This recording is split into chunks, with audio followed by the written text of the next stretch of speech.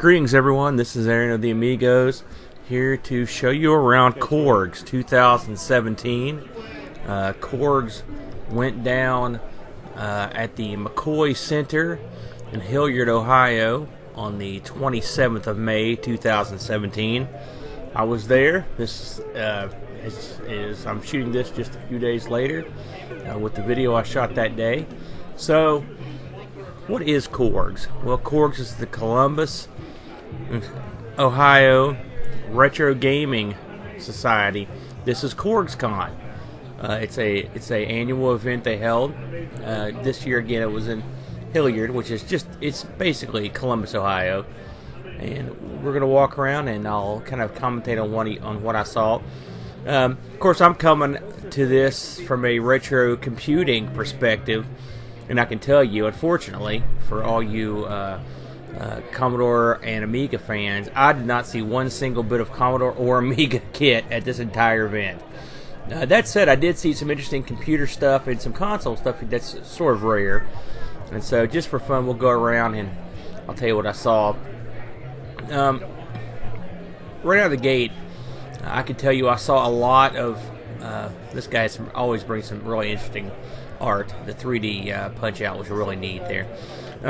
Right out of the gate, you're going to see a ton of Nintendo, Super Nintendo, and N64 stuff. All the major Nintendo brands are well represented. However, I did see some oddball stuff this year, and I have to say it's stuff I'm not used to seeing. There's someone with some of the Intellivision Talk stuff, and in fact, the Intellivisionaries are there, which is a fellow podcast of ours on the Throwback Network. I saw a lot more computer stuff than I normally see at these shows. A lot of Atari computer cartridges. Not a lot, but some. Some is a lot. And even some hardware for the Ataris. A fellow was selling, it was a Atari computer, I want to say 1300, something like that, something wacky. This guy was selling nothing but action figures and little trinkets. I saw a ton of Atari 2600 cartridges. They were literally on the ground most of the time. I saw a guy that had a huge box selling $1 each. Here we have some, it looks like some Xbox stuff, original Xbox. Not as represented. As you can see, this guy had a bunch of really oddball Genesis stuff and oddball hacks that had been put on cartridge. Like Mario for the Genesis, stuff like that, conversation stuff that you would, show to people and baffle them with your incredible intelligence that you were able to locate this. And they had they had boxes and everything. You could try them out, as that fella's doing right there. Saw a few things that are really oddball. I don't know if I caught them in the video. This is a guy who made that sword. Here's just some stuff he was selling on super discount. You can see, like I said, the usual suspects around. Plenty of NESs. I didn't see anybody selling Famicons this year. Kicking myself, I had a chance to buy a Famicom a couple years ago, and I didn't. And it's irrelevant. I can sort of play those games with what I've got, but still, it would have been neat to have one. I saw a lot of Master System stuff this year, and right there are some Vectrex cartridges that someone had a working Vectrex you could play with, that's always fun. I've got a Vectrex. I've got one of the multi-cards, so I'm not as inclined to buy cartridges for him. This guy was crazy. He had a couple Aquarius computers that were both sold already, and he also had some Atom computer stuff. Here's a guy with, I think this is an Atari users group that brought in a bunch of Ataris. The truth of the matter is, I tried to make a play for an Aquarius, and they were all sold, so that's what I get. I don't need it. I don't even want it, but I'd take it. Right there were some of your old Atari computer cartridges, which I do collect stupidly because there's a multi-card for that too, but I've got a bunch of them, to play my XEG, which I didn't see any XEGs this year. I did see some guys selling some exclusive the XEG cartridges that were made up, but they were asking a lot. One thing that was there's Real Sports Football for the Jaguar. I did see some Jaguar stuff. In fact, I bought a Jag cartridge myself. I bought Pinball Fantasies for the Jag. So I was in there getting some stuff, and I picked up some stuff, and I'll go over that in a minute. you can see a lot of Intellivision stuff. This guy's just selling lots of consoles. I noticed that N64s had went up, Saturns had went down, which surprised me because I thought Saturn was sort of a hot system now. The systems are sort of all over the map, you know. Some systems really surprised me. There was a fellow at this show who had a computer I'd never seen or used or played, and I got to play it. He had an MSX2, and not only did he have it up and running to play, he had written a game for it. And I asked him, I was like, where did you get this MSX2? And he said, Japan. And I said, is it for sale? He said, no, I'm using it to program my game. I was like, is this your game I'm playing? He said, yeah. I was like, let me ask you, how many people in this country have an MSX2? What kind of audience do you think you're going to get? He said, I don't know, but I'm releasing it. So, good luck to you, pal. He was a real nice guy. He looked like a surfer, big, long, curly hair, but a real good guy.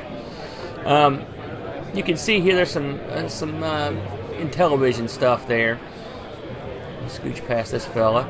And you've got, when you've got the glass cases, you get the good stuff. Some of this stuff is just me trying to dodge people. These guys just had tote after tote of, like, headphones, controllers, adapters of all consequences, sorts and sizes.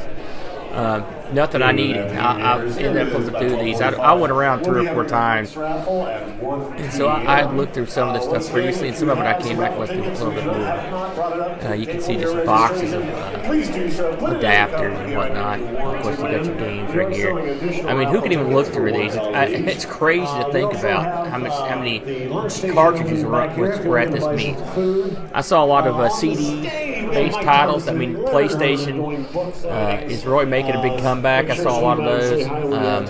But, people are still heavy into the Nintendo era. And that's what I saw the most of, was just loads and loads of Nintendo cartridges. As far as you can see a raised stage there.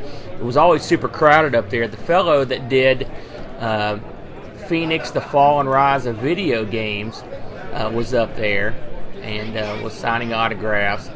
A real nice guy.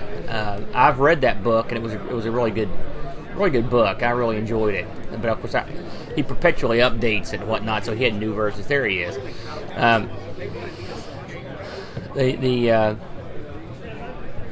Here we are with a bunch of just crazy titles. I did see a fellow that had some Neo Geo games, not a lot, maybe 5 or 6. I was at CORGS-CON about noon. They had an early bird special, I think starting at 9 or 10, so some of that stuff may have been gone. Saw a lot of Famicom cartridges and Super Famicom, foreign stuff here. So, your big-time collectors. There's the Vectrix I was talking about. And you can see right there behind it, those are the Neo Geo carts, and there's some Vector carts with the overlays. And then I looked over here, and I believe there were some extra Jag stuff over here somewhere too, where I picked up some stuff. And you can see there's some oddball stuff right there. I heard a lot of people talking. You can see some Intellivision stuff there. I've got an Intellivision, but I haven't been shopping for it for a while. What I was after at this event was TurboGrafx controller and a 3DO controller, and I got neither. I found a TurboGrafx controller. The fellow wanted $30 for it. It was one of the joysticks, not the pads. But without the multi-tap for the TurboGrafx, you could only use one joystick, so it didn't do me any good. I was hoping to find the multi-tap and just didn't find one. So that's pretty much it, guys. Hope you enjoyed the video, and we'll see you next time on the Amigos.